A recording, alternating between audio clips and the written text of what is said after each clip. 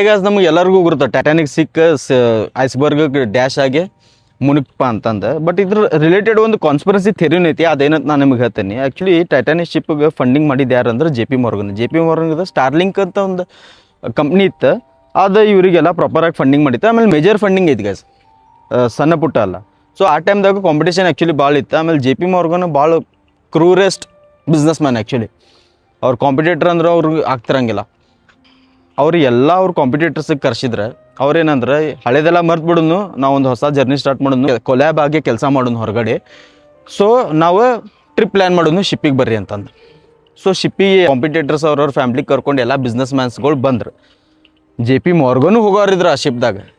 But suddenly ಬೆಳಗ್ಗೆ ಅವರಿಗೆ ಆರಾಮಿಲ್ಲ. ಅವ್ರು ಕ್ಯಾನ್ಸಲ್ ಮಾಡಿಬಿಡ್ತಾರೆ ಎಂಡ್ ಮೂಮೆಂಟಿಗೆ. ಹಿಂಗೆ ಕ್ಯಾನ್ಸಲ್ ಮಾಡ್ತಾರೆ, ಶಿಪ್ ಬಿಟ್ಬಿಡ್ತೈತಿ.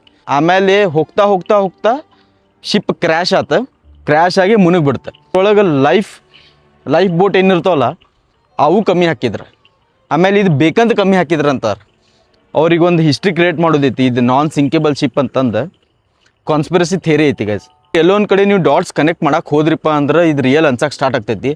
ಯಾಕಂದ್ರೆ JP Morgan ನೀವು ಹಿಸ್ಟ್ರಿ ನೋಡಿದ್ರಪ್ಪ ಅಂದ್ರೆ ಕ್ರೂರ್ ಅಂದ್ರೆ full rudest business man JP Morgan.